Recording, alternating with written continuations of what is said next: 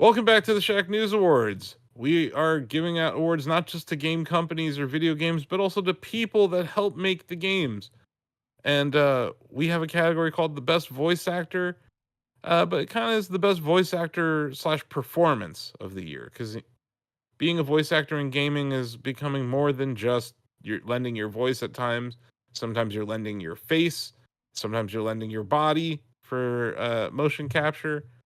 So this kind of is all encompassing for anyone who helps make these games and bring these characters to life. So here are the nominees, and then we'll chat about them, and then we will vote, and then we will argue, and it's going to be great. First up, John Eric Bentley, who played Barrett in Final Fantasy VII Rebirth. Next up is Abu Bakr Salim, who plays Zhao slash Zuberi in Tales of Kinzara Zhao. Kerry Russell in Open Roads. Troy Baker, who plays Indiana Jones in Indiana Jones and the Great Circle. Hannah Tell in Life is Strange Double Exposure. And Melina Juergens, who plays Senua in Senua's Saga Hellblade 2. And just as an honorable mention, shout out to Matt Berry, who did a great job, and thank goodness you're here. But we only have 8 nominee spots, so unfortunately, you are our honorable mention. So, who wants to talk about Barrett? I can probably talk about Barrett since Ozzy's not here. I mean, sure. I mean, John Eric Bentley's he's a voice actor and actor. I interviewed him after he did his work on Remake, and he's just as strong in the sequel. It's really cool to see voice actors getting supplied, especially in Japanese made games. Excuse me. Get context and visual cues and ideas for what they're talking about. The days of the original Resident Evil are behind us, for better or worse. So like it's really cool how he explained the process, how they get context, how it'll be a year before they even see a finished frame of whatever they were doing, but they'll get basic blocking, they'll get stuff, and he does a lot, I think, for Barrett's character in he's one of the strongest characters in the trilogy so far, the one I like probably the most. Like people usually like Cloud because you play as him most of the time, but Barrett's story is riveting. He has tragedy behind it. He's trying to make up for past sins. Super interesting character, redemption arc story, right? Also freedom fighter. Mm-hmm. Like you can't hate the guy. He does his best. He's a little hard on people in the group, but leaders tend to be that way. So he just does a remarkable performance that whole game. Nice. And he has a gun arm. Yeah, gun arm. Gar arms. You can have multiple gun arms. Different versions of gun arms. I don't know if you heard the Mega Ran Barrett track that dropped this year, but he loops. He's saying, I call it a gun arm, so I'm never unarmed, and it just loops. But yeah, it's great. Anyway, shout out to Mega Ran. I know Mega Ran wanted to be the voice of Barrett in this game, so just throwing it out there that, hey, Square, you might have passed on my boy Raheem. But yeah, he did do a great job. Barrett is one of the best characters, and Barrett's story in Rebirth is actually pretty interesting. Good. Yeah, it's a good story. Yeah. So he did a good job in that, and there's a lot of talking in that game too. Next up, though, David, I know you've kind of been infatuated with this game, Tales of Kinzara Zhao. Can you talk about how Abu Bakr Salim performed in this as the voice of the main character? Yeah, it's just a really compelling performance. Like this is a young guy who's really optimistic about getting to see his father again. Mm-hmm. He gets to kind of cover an emotional roller coaster of emotions in this, and it's just really, really well acted. I've been caught up in the story. This is a Metroidvania that is less gated by items than it is the story, and I've pushed ahead in this game just to hear what he's going to say next. And Abu Bakr Salim's not just a voice actor; he's like a performance actor, like an actual TV film actor. And he did an excellent job on Raised by Wolves. He played the father character, and he's an android, but he helped raise these kids in that show. But yeah, he's an excellent actor. And I know that the story of Tales of Kinzara Zhao is very personal to him because he kind of brought his own life into it. Like he lost his father, and some of the the themes of the game are him kind of coming to grips with things that have happened to him in real life. So you can tell through his performance he really cared about the story. Who here played Open Roads? This is a Donovan nomination. Okay. Yes, this was an Annapurna narrative game that came out earlier this year, and as you said up top, I've nominated Kerry Russell, who plays Opal, which is the mom in this game.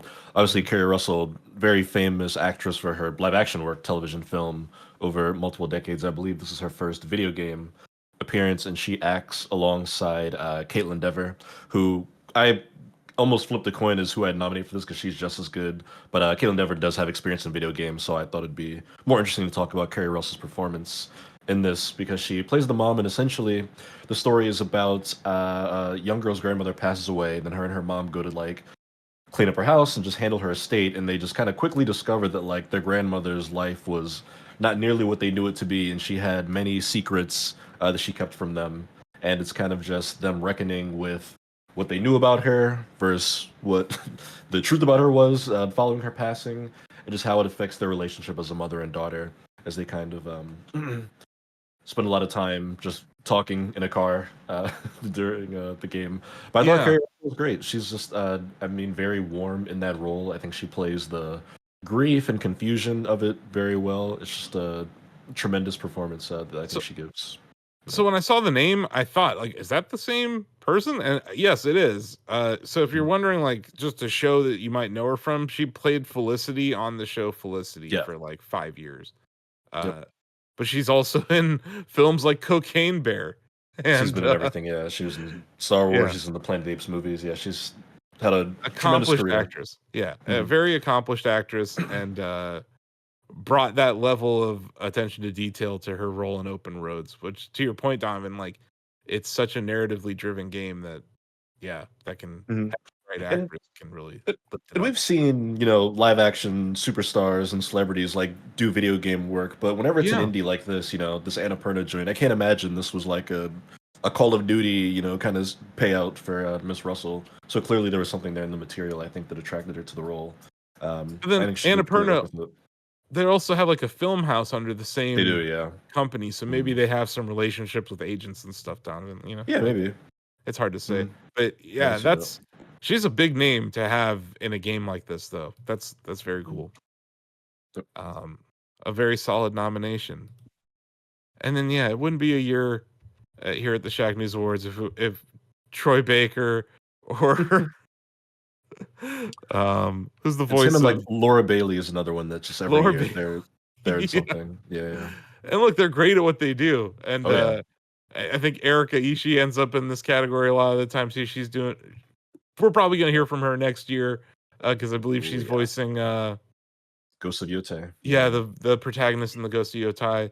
But like we do see some repeats in this category because these people are very good at their craft. And we're seeing that again. Who does Hannah Tell play in Life is Strange Double Exposure? That's Max Caulfield. She's the main character. Okay. Okay. Is she returning? She is. She played her in the original as well. Okay. Nice. Yep. That's just another narratively driven game where performances like that are hugely important. But we're just gonna kind of go through these a little quickly. Melina Juergens as Senua. Like you can't she is Senua. This is what I was talking about at the beginning of this category. Like, this isn't just about her voice here. Like, her face is the face of Senua. Like her expressions, her tears, like everything about it is Melina Juergens, and she crushes it in this role. Maybe the most emotionally all in performance. For sure, and a tricky performance to sort of walk the line, especially when you're handling such a sensitive topic of mental health, and how she's able to portray that with not only her physical performance, but also how she uses her voice when she speaks. But then I'm fairly certain the voices in her head, some of them are, TJ, correct me, are some of them her as well? Not really. They are definitely people in her life. Like, there are a handful that identify as certain people in her life, but like Doesn't she have an inner monologue in the first game? Like a little bit? Or like she talks to herself like under her breath. that's the thing. Is she That's it. talks back to them sometimes. Yeah. That's it. That's what I think Sam's talking about. Is like sometimes she's like, stop. Like she'll like there'll be like an outburst at the voices in her head. Mhm. Yeah. Yeah, there's With conversation the happening like delicacy and sorry, what was that? Oh, no, I was saying like there's conversation like that that she's having on that end. Yeah. But it's also very hard to pull off. Yeah. While also still having to be very present in the moment for everything you're dealing with, mocap and on camera and everything else there, with other actors in the scenes. She's able to be it's a whole lot. so delicate and also so ferocious Yep. at the same time, within like fractions of a second of one another. Yeah. I think it's a very difficult role, and if you don't do it well, it could ruin the entire game. So, yeah, her performance is outstanding. Definitely deserving of The game nomination. hinges. Yeah. Yeah. I It's believe like- she won the Shacknews Award the year that Hellblade came out, because she did an amazing job in that performance as well. Yeah. And I wouldn't take away from any of the other nominees here because they're all great, but Melina Juergens, the mocap is part of what makes her, like, she delivers the craziest face, like the most understandably crazy faces in dealing with like surprise, shock, pain, dealing with all of this stuff that comes through. Yeah. And like that was what I was saying. Like we kind of threw the word performance in here, just kind of like that's part of it, but it's becoming a bigger part of this category every year. And it's not just motion capture, it's facial capture in her case. Like you can't have this game without her at this point because it's her. Like we identify Senua as her face. And that speaks to her performance in both the games. There's a vulnerability with it too, right? Because with a lot of, even with motion capture and obviously with like voice acting, motion capture and a lot of what we see in video games with characters are the movements of their body, and a lot of times that's at the character's back, right? Sure. Because you're moving the character, and generally speaking, when you do that, you are behind the character. But to have that much facial expression, to have a close up that often with that dramatic, heavy of a topic when we're talking about like the content of the game, I think that's very impressive. Have you seen these capture rigs? Yeah. Like they're unwieldy, huge things that you have to like wear on your shoulders, or there's like a camera that's like following you, but it's like right in front of you that you could trip over. Like the logistics of doing this well is not easy, and she crushes it. Especially, and it's not just one person. Like, sorry, it's not like this is like an entire.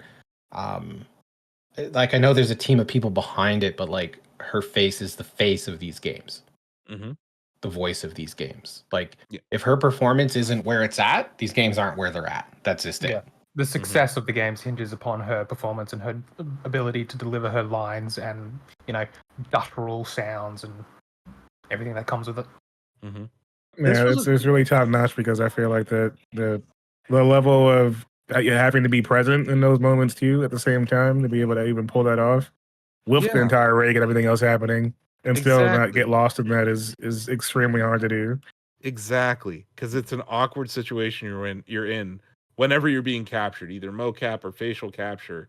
These are very weird rigs that you have to be mindful of, and there's like obviously like the green screen stages and stuff too. But I kind of feel like I know where this award's gonna go. So should we vote? What are you guys thinking? I did want to say one quick piece about Troy Baker and Hannah Tell. Just in their credit, on Troy Baker's part, I think something that we've talked about a lot is how much he sounds like Harrison Ford whenever we like watch the trailers or play the game now ourselves. It is like really difficult to, I guess, impersonate somebody or do like try to echo someone's voice and then sound natural while doing it. And he manages to do it throughout the entire length of a AAA video game, which I think is a great testament to him.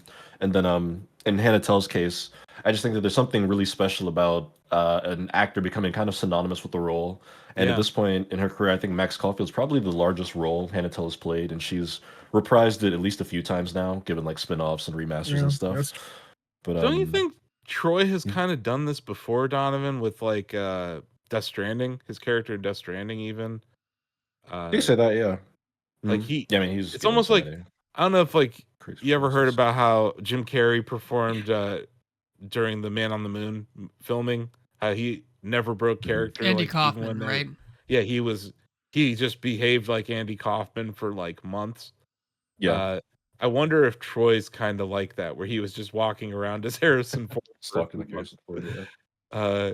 Because yeah, you're right. Like that's not easy to do consistently, and even like across multiple days. Like you could have a stuffy nose one day, and your Harrison Ford just sounds like crap or something. Like especially such an iconic voice as Harrison's.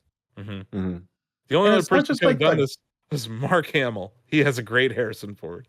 And it's not just like the grunts and the grumbles that he pulls off so well. It's also like yelling. It's also like joking. It's like and like that feel of he's thinking about something. The guy understood the assignment and delivered on all fronts, and that's what makes it more impressive. It's not just him grunting like Harrison Ford for 20 hours. He actually the research that he did. He just sat there and got to watch Indiana Jones movies for like weeks and just start parroting, you know. That's got to be fun. Like there's like I was thinking about it last night. Like I'm really happy for Machine Games, man. Like I like the Wolfenstein games they made up until that recent the one with the two daughters that didn't really land. Yeah. But the new Colossus and the New Order were excellent video games. And they got this opportunity to make an Indiana Jones game, and they hit a home run. And Troy Baker is part of that home run, for sure. No doubt. And it's just good to see, man. I wanted something good to come out of this, and like, because it's a huge opportunity for Machine Games. And I don't think they get this opportunity without making those Wolfenstein games, which are very high quality experiences. Awesome. So yeah, we ready to vote? Donovan, you good? Yep. Okay. Let's see. I'm gonna start with you, Donovan. Let's start with you. Okay, yeah. I just wanted to say my piece about those actors because we had kind of glazed over them, but I am voting for Melina Juergens. Okay. Hey, Ozzy. He might not muted. Hello. Okay. Yeah. We're talking about the best voice actor right now, just so you know. Denny. I'm definitely going with Melina as well. Yeah. Seeing his journey was awesome, and that performance is epic, and it's not possible without her. Greg. I'm gonna use my one for the day to abstain. You can't abstain. You're gonna pass. Withhold. You're gonna pass, and they'll come back to you. Temporarily abstain. That's no. You are passing. There's objection. I got okay. Nope. You are overruled. No, you're objecting. That's what you're saying. No. Overruled. No, you object. Okay. Sure. The judge doesn't object. I overrule. I either sustain or have you not watched Night Court? Or any other court scene in any film ever? Greg would like to answer your question in a few minutes, is what he's saying. So there are 9 seasons of Night Court. Have you not seen an episode of it? No, I've not watched Night Court. Move it along. There's also a new Night Court. No, that's true. We don't talk about the new Night Court. I'll watch that one. I don't hate the Night Court. John Larroquette still being physical after all these years is still like hilarious. Yeah. Okay. We've completely derailed this. Look what you did, Craig. I'm voting for Craig pass. TJ. Okay, TJ's vote. Thank you for getting this back on track, TJ. Ozzy, best voice actor. I looked through the list real quick. I really like to give John Eric Bentley his flowers because I don't think he's gotten enough of them for Final Fantasy VII Rebirth. Okay. But there's so much heart in the story of Tales of Kenzera Zhao, and that's not possible without Abubakar Salim. So he's gonna get my vote. Awesome. Yeah, he's great. He's absolutely great, and he has